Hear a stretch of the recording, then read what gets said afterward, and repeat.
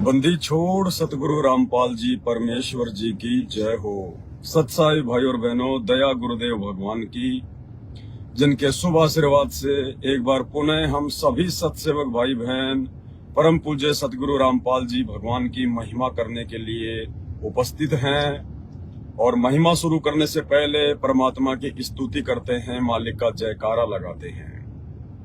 बंदी छोड़ सतगुरु रामपाल जी भगवान की, परमपिता परमात्मा सारी सृष्टि के रचनहार, कुल मालिक, असंख्य ब्रह्मांडों के स्वामी, जगत गुरु, तीनों लोकों में प्रवेश करके सबका भरण पोषण करने वाले राजाधिराज, आत्माधार, नाथों के नाथ, देवों के देव, महादेव, सर्वेश्वर, महेश्वर, मृत्युंजय, अजरो अमर, आदि अनादि, सनातनी प्रभु, जगत पिता जगदीश्वर, श्री श्री 1008 की उपाधि के वास्तविक अधिकारी, अकाल मूर्ति, सौद स्वरूपी राम, वासुदेव, सर्वगतम ब्रह्म, परम पूज्य, प्रथम पूज्य, परम संत, परम पुरुष, परम धनी, परम दयालु, सत्य कबीर, हक्का कबीर, अल्लाहु कबीर, अल्लाहु अकबर, बाखबर, अल्लाह ताला, जगत के तारणहार, जगत के मुक्तिदाता, जगत के जगन्नाथ, हारे के सहारे,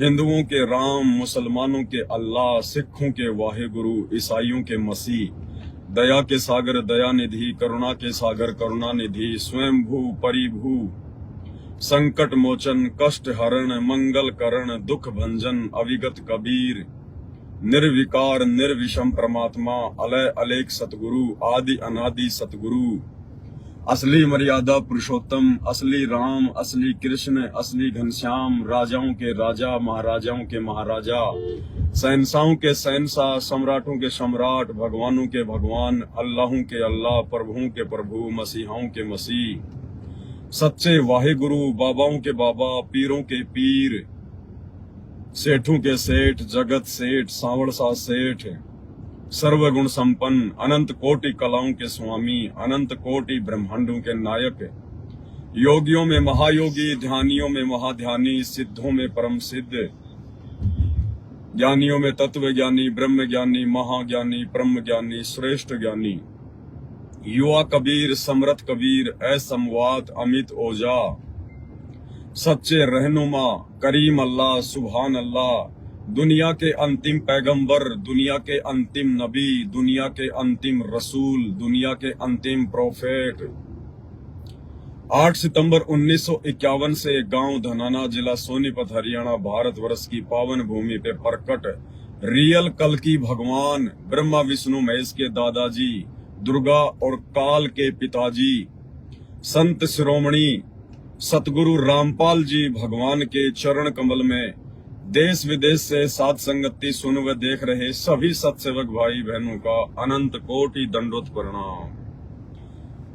पूज्य गुरुदेव भगवान आप और हम सभी भगत आत्माओं के ऊपर इसी प्रकार से ज्ञान आधार से साध संगतियों की दया बनाए रखें, क्योंकि साध संगति से जुड़े बिना, साध संगति से जुड़कर गुरु रूप में आए हुए कबीर परमात्मा की पहचान किए बिना और मन कर्म वचन से अपना तन मन धन सब कुछ अपने गुरुदेव के चरणों में समर्पित किए बिना, संसार से हटकर अपना ध्यान, अपनी लगन अपने गुरुदेव के चरणों में लगाए बिना, सर्वस्व न्योछावर करते हुए अपने गुरुदेव के प्रति समर्पित हुए बिना, भाई और बहनों, हम लोग असंख्य जन्म इस काल लोक से मुक्ति प्राप्त नहीं कर सकते हैं। और हमारा परम सौभाग्य, जो परम सौभाग्य ब्रह्मा विष्णु महेश को नसीब नहीं है। इस पृथ्वी पर लगभग 7.5 अरब के आसपास जनसंख्या है, उनमें से 99.99% लोगों को नसीब नहीं है। ऐसी हमारी किस्मत, ऐसा हमारा भाग्य, ऐसा हमारा लक कि वो कबीर परमात्मा, वो बाबाओं का बाबा, वो पीरों का पीर, सर्व ब्रह्मांडों को रचने वाला, जिसके आधे बाल के बराबर भी पूरी कायनात, पूरी सृष्टि नहीं है, वो दीनदयाल आज 8 सितंबर 1951 को गांव धनाना, जिला सोनीपत, हरियाणा, भारतवर्ष की पावन भूमि पर सतगुरु रामपाल जी भगवान के नाम से प्रकट है, विद्यमान है वो स्वयंभू परमात्मा, और हमें उनकी शरण प्राप्त है। और सबसे बड़ी हमारी खुशकिस्मती कि उन्होंने सन 1994 से लेकर 2014 तक और जेल जाने के बाद में सन 2024 वर्तमान समय तक जितनी भी आत्माओं को अपने शरण में लिया है, चाहे वो डीवीडी के माध्यम से हो, चाहे उन्होंने खुद उनको नाम दीक्षा दी हो, या चाहे भाई बहनों ने संकल्प दीक्षा ले रखी हो, उन सभी आत्माओं में से केवल जो आत्माएं साध संगति से जुड़ी हुई है, जिनको भगवान ने अपनी पावन शरण में ले लिया है, एक विशेष बुद्धि, एक विशेष ज्ञान परमात्मा ने उन साध संगत वाली आत्माओं को दिया है। गुरु की परमेश्वर के रूप में जो पहचान आप और हम आत्माओं ने की है, ये सौभाग्य सतगुरु रामपाल जी भगवान की 90% संगत को प्राप्त नहीं है। कौन सी 90% संगत? जो संगत बेचारी नादानी में, भोलेपन में, देखा देखी में, सत्संगों को गहराई से ना समझ पाने की त्रुटि के चलते, उनके ज्ञान को अच्छे से ना समझ पाने की कमी के चलते वर्तमान में फर्जी सतलोक आश्रमों से जुड़ी हुई है। जी हाँ, संत रामपाल जी भगवान का कलयुगी परिवार, उनके बेटा बेटी, भाई बंधु, रिश्तेदार, कोऑर्डिनेटर, ये सब के सब लोग काल की गोद में बैठकर उनके मिशन को पीछे धकेल रहे हैं। आप लोगों को लगता होगा कि साहब ये तो बहुत ज्ञान प्रचार कर रहे हैं, ये टीवी चैनलों पर अपना प्रचार कर रहे हैं, इन्होंने तो धूम मचा रखी है। भाई और बहनों, परमात्मा कहते हैं कि हमारे को धूम मचाने वाले भगत नहीं चाहिए, धूम मचाने वाले तो बॉलीवुड को चाहिए, हमारे को तो विवेकी भगत चाहिए, ज्ञान आधारी भगत चाहिए। परमात्मा कहते हैं कि अकलमंद एक गणा और बिना अकल के लाख। क्या कहते हैं परमात्मा? अकलमंद एक गणा और बिना अकल के लाख।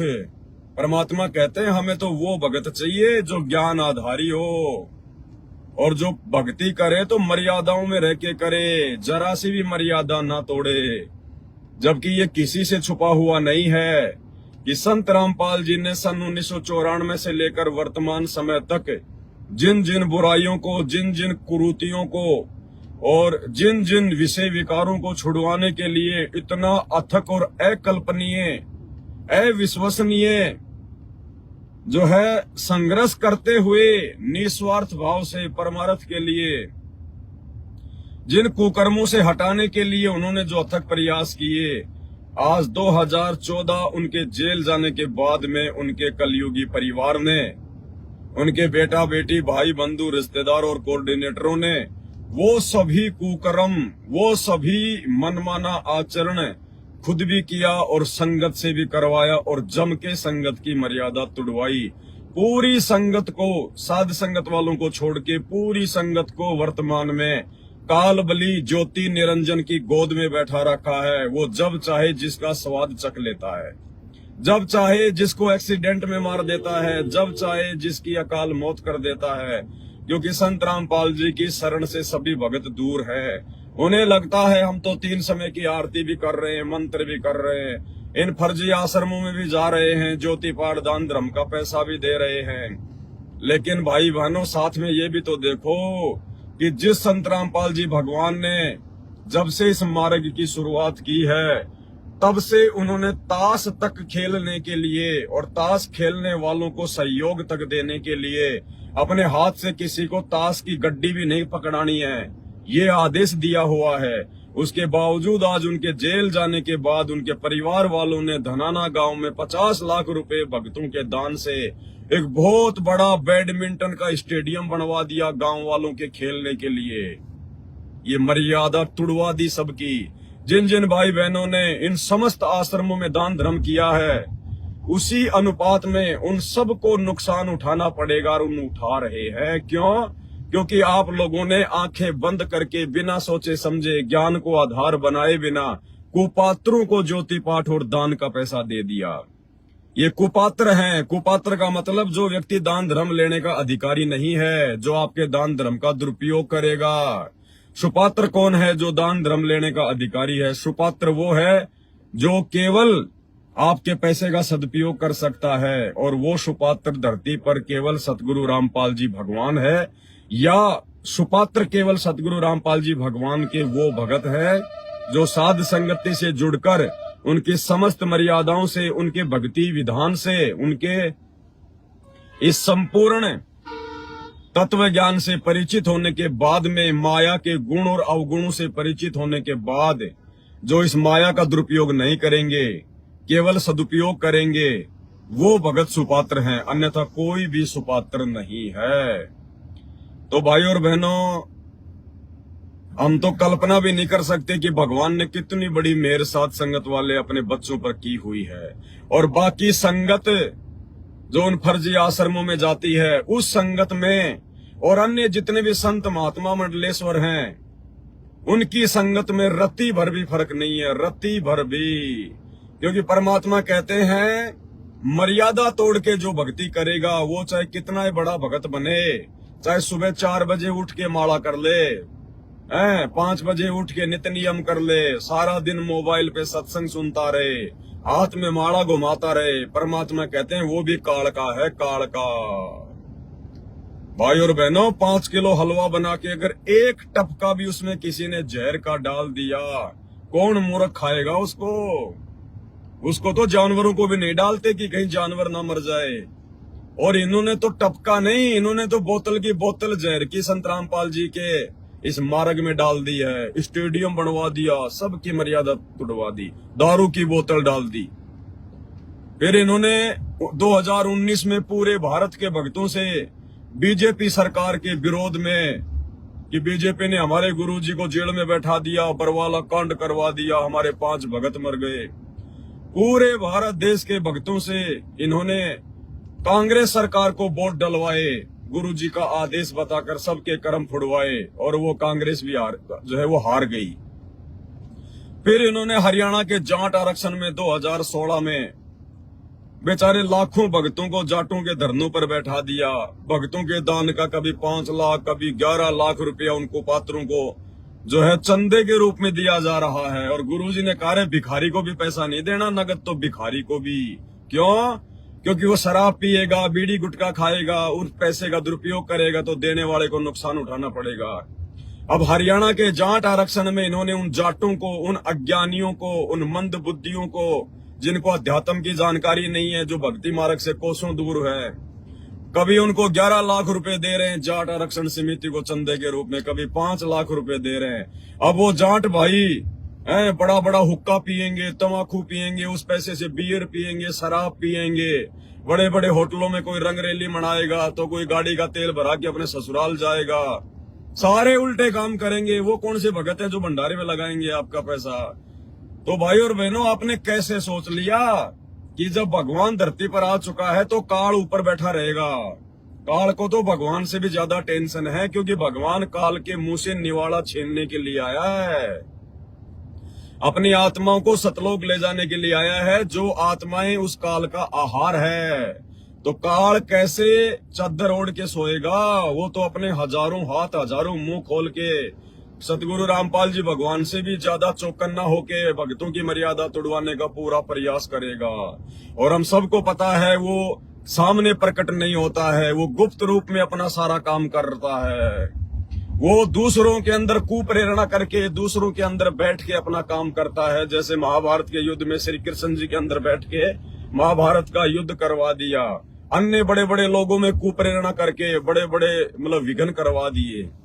तो भाई और बहनों, वर्तमान में आपको भगवान का तो पता चल गया कि सतगुरु रामपाल जी हैं, लेकिन काल का थोड़ी पता है, काल थोड़ी सामने आएगा। उसकी पहचान हम कैसे करेंगे? कहे कबीर सोई जन मेरा, जो नीर खीर का करे निवेरा। और संध्या आरती में परमात्मा कहते हैं, या तन में मन मूर्ति देखो, इसी सर में, इसी अपने शरीर में मन मूर्ति, यानी उस मन को देखो कहाँ बैठा है, तुम्हें कैसे भ्रमित करेगा वो मन, किस विधि से भ्रमित करेगा। या तन में मन मूर्ति बैठी, यानी वो काल भी तुम्हारे इसी शरीर में है और वो भगवान भी इसी शरीर में है। तो हम कैसे पहचान करेंगे कि भगवान कहाँ है और काल कहाँ है? विचारों के माध्यम से हम पहचान करेंगे। हमारे अंदर जो विचार उठते हैं, हमारे अंदर जो जो प्रेरणाएं होती हैं उनके माध्यम से हम उनको पहचानेंगे कि मेरे मन में उठने वाला कौन सा विचार मेरे गुरुजी के सत्संगों के खिलाफ है, सत्संगों के विरुद्ध है, मर्यादाओं के विरुद्ध है। अगर आपने उस बात की पहचान कर ली कि यार ये विचार तो गुरुजी के सत्संगों के खिलाफ है, तो सोच लीजिए वो विचार आपके गुरुजी का नहीं है, वो प्रेरणा आपके गुरुजी की नहीं है। वो प्रेरणा कौन कर रहा है? वो शरीर में मन रूप में बैठा हुआ काल कर रहा है। तो ऐसे हमने नीर खीर का निबेरा करना है, काल की और दयाल की पहचान करनी है। और भक्ति के प्रति जो मन में जो अच्छी भावनाएं जागृत होती हैं, सत प्रेरणाएं उठती हैं, वो गुरुजी का आदेश होता है, वो गुरुजी की प्रेरणा होती है। परमात्मा हमें नित्य नियम के लास्ट में पढ़ाते हैं कि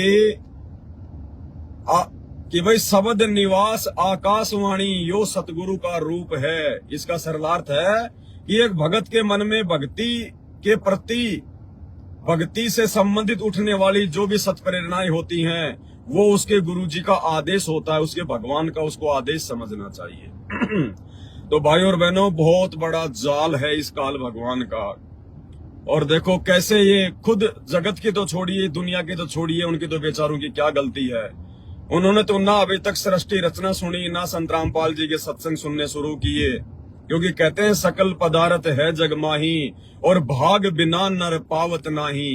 कोई भी इंसान, चाहे भगवान उसके घर में क्यों ना आके बैठ जाए, अगर उसके भाग्य में वो चीज नहीं है, अगर उसके पिछले संस्कार मजबूत नहीं है, अगर उसकी किस्मत माड़ी है, कमजोर है, तो भाई घर में आए भगवान को भी नहीं पहचान पाएंगे। जिस प्रकार सतगुरु रामपाल जी भगवान लीलामय तरीके से जिस कलयुगी परिवार में आए 8 सितंबर 1951 को गांव धनाना में, उस परिवार के बाकी लोग नहीं समझ पाए, क्योंकि हरियाणा में कहावत है कि दीपक के नीचे हमेशा अंधेरा होता है। अंधेरा जो दीपक होता है उसके नीचे हमेशा अंधेरा होता है और बाहर बाहर वो रोशनी करता है।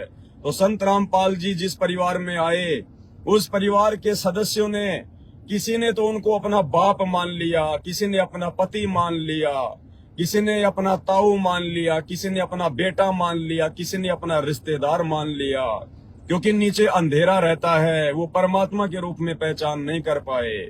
और उस दीपक रूपी सतगुरु रामपाल जी भगवान ने अपना ज्ञान देके जब अपनी रोशनी फैलाई, तो उनके बच्चों ने, उनके हंसों ने, उनकी बेटियों और बेटियों ने, जो कि उनके वचन के बेटा बेटी हैं, आप और हम, उन्होंने उनके ज्ञान रूपी उस प्रकाश की रोशनी से अपने बाप को पहचान लिया। क्योंकि आप और हम कोयल के बच्चे हैं, कोयल के बच्चे। और जो उनके परिवार वाले हैं, उनके रिश्तेदार वाले हैं, उनके आसपास रहने वाले हैं, वो कौवे के बच्चे हैं, कौवे के बच्चे यानी काल के बच्चे हैं। तो भाई और बहनों, इन समस्त घटनाओं को हम केवल उनके ज्ञान से समझ सकते हैं। भगवान समदृष्टि होता है, भगवान दयालु होता है।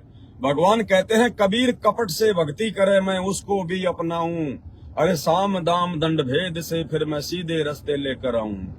परमात्मा तो दुष्ट से दुष्ट व्यक्ति को भी चाहता है कि ये मेरी शरण में पड़ा रहे और भक्ति करता रहे, कभी न कभी तो समझ में आएगी। इसलिए परमात्मा उनके कुकर्मों को देखते हुए भी उनको टोका टाकी नहीं करता है, क्योंकि अज्ञानी आत्माओं को, काल के एजेंटों को परमात्मा यदि टोक दे तो बहुत जल्दी वो जो है वो गुस्से में आ जाते हैं, उनके मन के भाव बिगड़ जाते हैं, वो परमात्मा की शरण से दूर चले जाते हैं।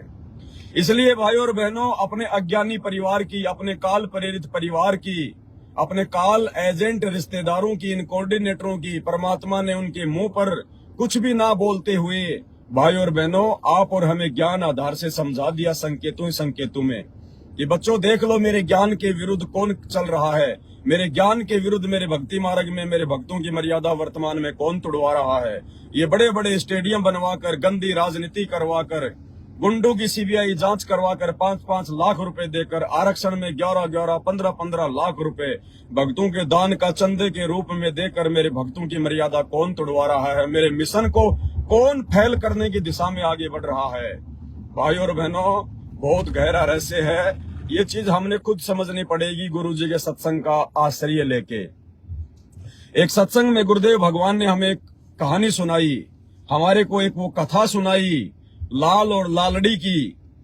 और क्या बताया परमात्मा ने लाल और लालड़ी की उस कथा में? वो कथा तो हम सबको पता है, इसलिए मैं वो पूरी कथा नहीं बताऊंगा, उसका सारांश बताऊंगा। जब वो दोनों बच्चे, जब उनका पिताजी की मृत्यु हो गई तो अपनी माँ से वो लाल लेकर, लाल एक कीमती वस्तु होती है, 9 करोड़ का होता है, छोटा सा, जैसे बच्चे गोलियां खेलते थे वो कंचे, ऐसा होता है लाल। मालिक ने बताया, देखा तो किसी ने नहीं है। वर्तमान में तो लुप्त हो चुके हैं, या धरती पर भी हैं तो केवल संत रामपाल जी को पता है कि कहाँ रखे, और किसी के माई के लाल को नहीं पता, क्योंकि अंतर्यामी बता सकता है कहाँ पे क्या है। तो जब वो दोनों बच्चे वो लाल लेकर कि भाई हमारे बाप का साया तो सिर पे रहा नहीं, और ताऊ जी जो है मतलब व्यापार करते हैं, तो ताऊ जी के साथ मिलकर छोटा मोटा धंधा शुरू कर लेंगे भाई, और ये मेरे पिताजी के रखे हुए लाल ताऊ जी को दे देंगे उधार रूप में। दोनों बच्चे लाल लेके पहुंच गए। ताऊ जी ने देखा और बच्चों से पूछा, बच्चों क्यों आना हुआ? बोले, ताऊ जी आपको तो पता ही है, पिताजी का साया सिर से हट गया है, माँ अकेली है, अब हम 2 हैं, गुजारा कैसे होगा? माँ ने कहा है कि अपने ताऊ जी के पास जाओ बेटा, कुछ थोड़ा बहुत व्यापार धंधा करो, और बेटा ये तुम्हारे बाप के समय के रखे हुए लाल है, ये ताऊ जी को दे देना, इससे सामान खरीद के आगे अपना बिजनेस करो। ताऊ जी ने कहा कि लाओ बेटा वो लाल कहाँ है? ताऊ जी के हाथ में लाल रख दिए। ताऊ जी ने लाल को देख के वापस बच्चों को दे दिए कि बच्चों बहुत अच्छी बात है, अपनी माँ को वापस दे के आ जाओ, और जब कभी आवश्यकता होगी तब हम इन लालों को जो है प्रयोग करेंगे, फिलहाल मेरी खूब उधार चलती है, मेरी गुडविल बहुत अच्छी है मार्केट में। दोनों बच्चे वापस गए, लाल रख के आ गए, ताऊ जी के साथ में काम धंधे में हाथ बटाने लग गए। काफी समय हो गया, ताऊ ने काफी समय उनको आदान प्रदान करवाया लाल का, जहाँ से उधार सामान लेते थे। ताऊ जी कहते थे, जाओ बच्चों सेठ जी का पैसा दे के आओ, ये लाल ले जाओ। बच्चे लाल ले जाते, सेठ जी को दे के आते, रास्ते में लाल को देखते जाते, अरे लाल ऐसा होता है, अरे लाल ऐसा होता है, अरे। काफी बार आदान प्रदान करवाया। एक समय ताऊ ने जानबूझकर ताऊ ने बच्चों को लाल की जगह लालड़ी दे दी। लालड़ी यानी लाल तो असली होता है, लालड़ी नकली होती है। लाल की कीमत गुरुदेव ने 9 करोड़ की बताई, तो कभी 9 लाख की बताई, क्योंकि मुद्रा का अलग अलग सिस्टम होता है। जैसे कागज का नोट 2000 का भी होता है, कागज का नोट 1000 का भी होता है, कागज का नोट जो है 5 रुपए का भी होता है, 20 रुपए का भी होता है। तो उस आधार से परमात्मा उसकी कीमत बताई कि 9 करोड़ का लाल होता है। और जो लालड़ी होती है वो लालड़ी नकली होती है, वो दिखती लाल के जैसी है, लेकिन जो जोहरी होता है वो उसकी परख करना जानता है, वो 2 कौड़ी की होती है, 2 रुपए की नहीं होती। तो ताऊ जी ने जानबूझ के उन बच्चों को लालड़ी दे दी कि जाओ बच्चों ये लाल ले जाओ और सेठ जी का उधार चुका के आ जाओ। दोनों बच्चे खुशी खुशी गए, देखते गए, जाके उनको सेठ जी को लाल दे दी कि सेठ जी ये लो लाल हमारे ताऊ जी ने दिए हैं, आपकी जितनी भी उधार है वो अपनी चूकती करो। अब सेठ जी ने जोरी को बुलाया, जो लाल की जो है वो परख किया करता था कि असली नकली तो नहीं है। जोरी तुरंत आया, वो कुछ पैसे ले लिया करता था, 10-20 रुपए जो भी उस समय होते थे, बताने के कि साहब ये असली है या ये नकली है। जोरी आया, जोरी ने अपने सिस्टम से ऊपर नीचे करके देखा और बोला, सेठ जी ये तो लालड़ी है, लालड़ी कौन ठग रहा आपको? अब सेठ जी ने उनको हाथ में लिया और यूं देखा, यूं गली में फेंके हैं। बोले, तुम्हारे ताऊ जी ने धोखा करना भी सीख लिया हैं? अरे मैंने सामान देने में कोई कमी छोड़ दी क्या? जो तुम्हारे ताऊ जी मेरे साथ में धोखा करने लग गए, धोखेबाज भी हो गए तुम्हारे ताऊ जी। बच्चों ने कहा कि सेठ जी हमारे ताऊ जी ऐसा नहीं है, हो सकता उनसे धोखा लग गया होगा। धोखा लग गया। दोनों बच्चे वो लालड़ी उठा के और देखते देखते आ रहे हैं कि भाई इसमें क्या कमी है, ये भी उसके जैसे दिखाई देता है। काफी कुछ उन्होंने उसमें अंतर महसूस कर लिया। सेठ जी ने भी बता दिया कि लाल ऐसा होता है, लालड़ी ऐसी होती है, ले जाओ इसको। दोनों बच्चे मायूस होके ताऊ जी के पास आए और कहा, क्या हुआ बच्चों? बोले, ताऊ जी क्या बताएं? बोले, वो सेठ जी ने तो बोले ये कह रहा है कि ये तो लालड़ी है, लाल नहीं है। ताऊ जी बोले, दिखाना बच्चा, जरा दिखाना, अरे कहीं मेरे से धोखा तो नहीं हो गया? अब वो ताऊ जी ने हो बोले, बच्चों मेरे से तो धोखा हो गया, धोखे से दे दिया, मैंने सोचा लाल थे, अंधेरे में मेरे को पता नहीं रहा बच्चों, अरे ये तो लालड़ी है, लालड़ी। तो ताऊ जी ने कहा कि बच्चों एक काम करो, तुम अब अपने घर पे जाओ और तुम जो वो पहले लाल लेके आए थे ना, वो लाल लेके आओ, सेठ जी का उधार चुका देंगे। दोनों बच्चे गए अपनी माँ के पास दौड़ते हुए, माँ हाँ बच्चा, माँ वो लाल दे दे, लाल। अरे बच्चों खाना तो खा लो। माँ खाना पीछे खाएंगे, पहले सेठ जी की उधार चुकाएंगे। दोनों बच्चे वो पोटरी ऐसी की ऐसी लेके अपने ताऊ जी के पास में आ गए। अब ताऊ जी को लाल हाथ में देने से पहले रास्ते में दोनों भाइयों ने विचार किया कि हम देख तो लें कि ये लाल है कि लालड़ी है, क्योंकि बच्चों को पहचान हो चुकी थी कि लाल कैसा होता है, लालड़ी कैसी होती है। अब बच्चों ने वहीं रास्ते में पोटली खोली और चेक करने लगे तो देखा रे ये तो लालड़ी है, लालड़ी ओ तेरी की, ये तो 2 रुपए की भी नहीं है। उधर ही फेंक दी उन्होंने रास्ते में ही, और ताऊ जी के पास गए और बोले ताऊ जी हमारी माँ बहुत भोली है। क्या हुआ बेटा? ताऊ जी वो लाल नहीं थे, वो तो लालड़ी थी, लालड़ी। तो ताऊ जी बोले बेटा एक बात बताऊं? बोले बताओ ताऊ जी। बोले बेटा ये जब तुम 2 साल पहले लेके आए थे ना मेरे पास में, बेटा उस समय भी ये लालड़ी थी, ये लाल नहीं थे। अगर उस समय मैं कह दूं कि ये लालड़ी हैं तो तुम्हारे यकीन नहीं होता, तुम सोचते कि हमारा पिता मर गया इसलिए ताऊ जी नहीं चाहता कि हम भी काम धंधे में आगे बढ़े।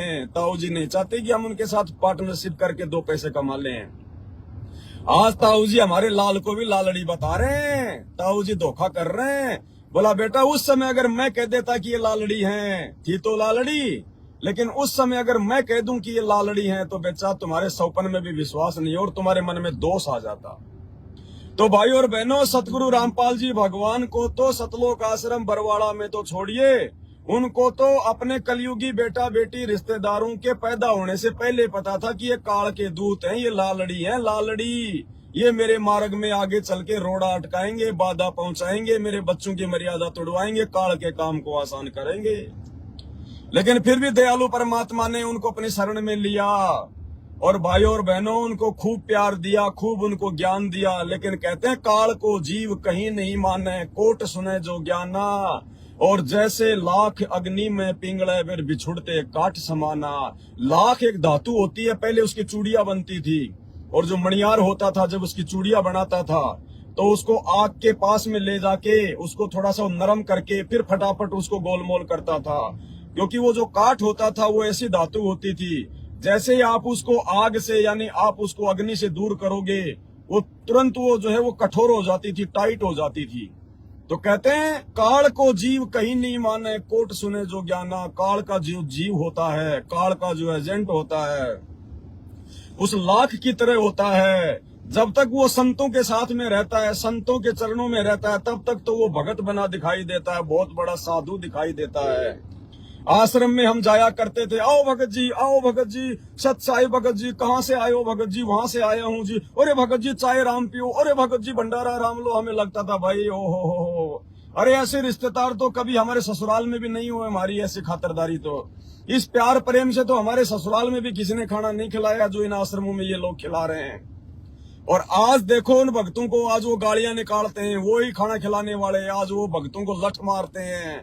आज वो ही भगत राजनीति कर रहे हैं, वो ही स्टेडियम बनवा रहे हैं, वो ही भक्तों को लूट रहे हैं, वो ही गुंडों की सीबीआई जांच करवा रहे हैं, वो ही बीजेपी में कभी कांग्रेस में गंदी राजनीति खेल रहे हैं, भगवान के मिशन को तोड़ रहे हैं। इसीलिए भगवान कहते हैं कि भक्ति भाव भादो नदी और सबे चले गहराए, भाई सरिता सोए जानिए जो जेठ मास ठहराए।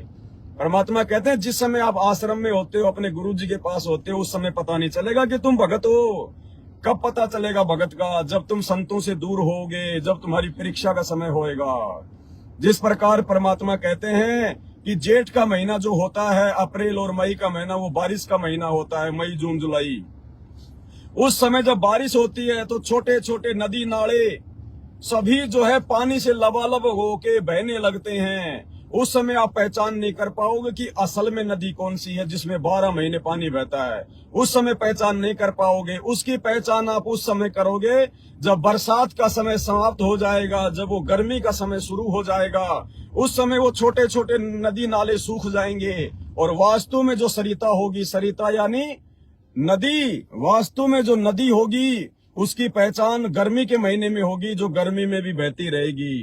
तो जो असली भगत होते हैं, जो सतगुरु के भगत होते हैं, उनकी पहचान उस समय होगी जब वो सतगुरु से दूर होंगे, जब उनकी परीक्षा का समय होगा। जैसे वर्तमान समय जेठ महीना चल रहा है, जेठ मास चल रहा है, परीक्षा का समय चल रहा है, क्योंकि गुरुदेव 10 साल से जेल में बैठे हैं और अब बाहर मालूम चल रहा है कि कौन भगत है, कौन है भगत है।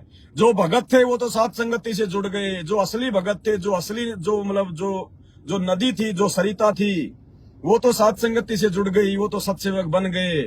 और जो फालतू के जो नदी नाले थे, जो खाली दिखावटी भगत थे, दिखावटी सत्साहिब करते थे, दिखावटी आधीनता लेके आते थे, अंदर उनके वो जहर भरा हुआ था, आज उनकी पहचान हो गई। आज वो सतलोक आश्रम मैनेजमेंट वाले हो गए।